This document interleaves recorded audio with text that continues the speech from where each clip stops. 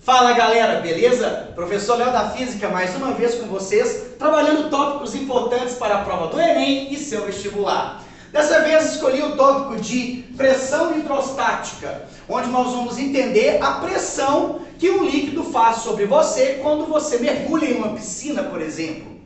Talvez você já percebeu que quando você desce a grandes profundidades, a água, ela vai exercer sobre você uma pressão e vai incomodar um pouco o seu ouvido. Ela vai esmagar o seu ouvido.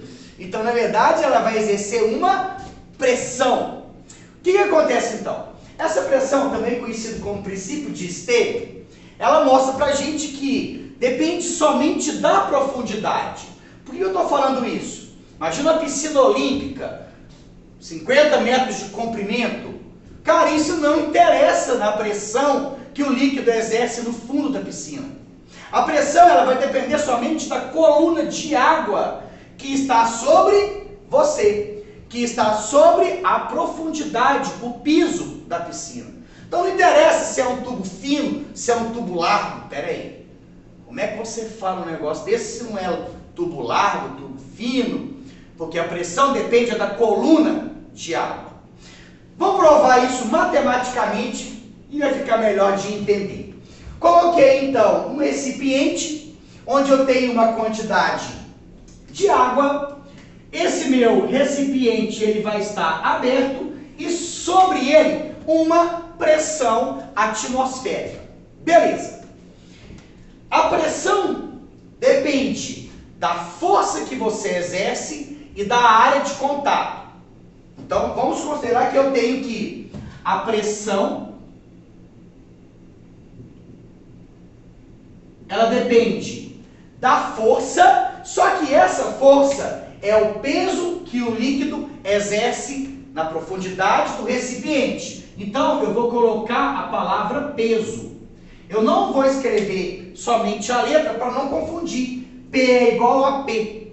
Então, eu vou ter pressão é a força, peso sobre a minha área. Ok. Deslembrando a equação, então, nós vamos ter que, para determinar esse peso, o peso ele é dado pela massa vezes a gravidade. Então, eu vou substituir no lugar, então, do meu peso, vou colocar a massa vezes a gravidade. Então, nós vamos ter pressão é a massa vezes a gravidade sobre a área. Só que a pressão ela vai variar de líquido para líquido. Ou seja, a densidade do líquido também influencia na pressão. Você mergulhar 10 metros de profundidade na água doce é diferente de você mergulhar 10 metros de profundidade em água salgada no mar. Porque a massa também vai influenciar quando entrar a densidade. Bom, densidade é dado pela massa sobre o volume. Portanto, quando eu isolar a massa da minha equação, eu vou ter densidade vezes o volume. E aí eu vou substituir no lugar da minha massa por densidade vezes o volume. Então, nós vamos ter pressão é igual a massa substituindo densidade vezes volume vezes gravidade, tudo sobre a área. Até agora a área apareceu. Vamos sumir com essa área então. Observe que no meu recipiente ele tem uma certa profundidade e ele tem também uma certa área. Isso quer dizer que, para encontrar o volume desse meu recipiente, eu vou pegar a minha área, a minha profundidade e vou encontrar o volume. Portanto, substituindo no lugar do volume, eu vou colocar área vezes profundidade. Então, ficará pressão é igual densidade vezes volume, área vezes altura. área vezes altura, vezes a gravidade, sobre a área. Então, observe que eu tenho agora área no numerador, área no denominador. A matemática linda, maravilhosa, me permite fazer isso aqui. De modo que a pressão, então, ela vai depender da densidade, da gravidade e da profundidade. Essa pressão, então, aqui, é a pressão dos líquidos. É a pressão que o líquido, apenas o líquido, exerce no fundo do recipiente. E com essa equação, ela prova para mim que quando eu tenho 3 recipientes com formatos diferentes,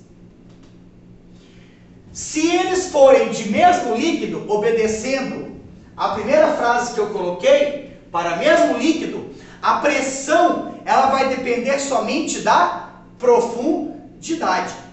O que isso quer dizer? Que a pressão que eu tenho no ponto A, no ponto B e no ponto C, elas serão iguais se eu considerar ser o mesmo líquido. Então, a pressão ela depende somente da coluna de água que você tem acima da sua cabeça. E nessa situação 2 é a hora que explica por que uma caixa d'água que vai abastecer um bairro, ela sempre deve ficar no ponto mais alto do bairro.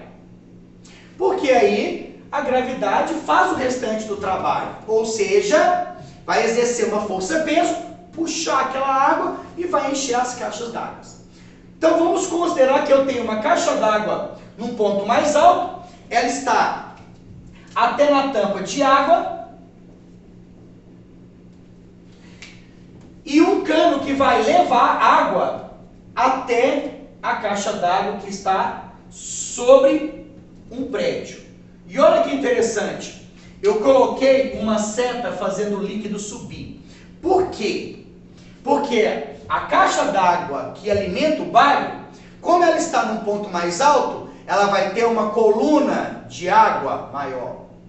Se essa coluna é maior, então ela tem mais pressão e consegue fazer a água subir.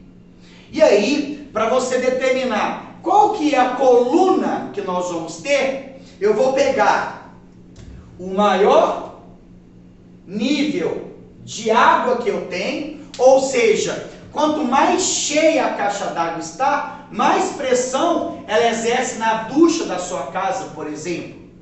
Não é a caixa d'água ser larga, é o caso delas ter uma coluna de água para cima. E eu vou pegar até onde que eu tenho o nível da caixa d'água pequena. E nesse caso, então, eu vou ter a minha coluna de água. Ou seja, é como se essa parte da esquerda fosse anulada pela parte da direita. Então você sempre vai olhar o nível da parte mais alta, não é, presta atenção, não vai errar esse troço aqui não, no dia da prova do Enem, que eu vou ficar louco. Não é a parte de onde que o cano sai, é onde que você tem o nível da água, até o nível da caixa d'água de onde que chega. Então, essa diferença de altura vai ser a minha pressão hidrostática. Assim como caiu na prova do Enem.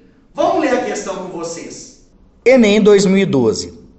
O manual que acompanha uma ducha higiênica informa que a pressão mínima da água para o seu funcionamento apropriado é de 20 kPa. Lembrando que o quilo representa 1000 e o PA é a unidade de pressão pascal. A figura mostra a instalação hidráulica com a caixa d'água e o cano ao qual deve ser conectado a ducha. Então observe que nós temos aí vários níveis, nível 1, H1, H2, H3, H4 e H5. O valor da pressão da água na ducha está associada a qual altura? Então vamos ver a minha explicação. Pois bem, galera, a questão lida, então, está mostrando uma caixa d'água, onde eu tenho um nível de água, um cano por onde vai passar essa água e o ponto de saída. E perguntou, então, qual que é a pressão que você vai ter de saída.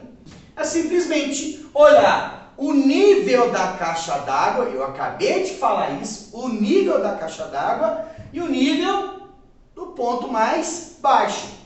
De modo que o nível da água da caixa d'água está nesse ponto e o nível de saída está no ponto mais baixo. Portanto, a resposta é H3.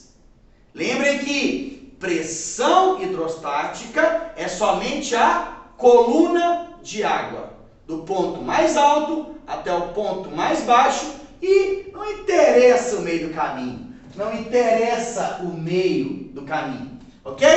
Pessoal, obrigadão a todos então e até a próxima.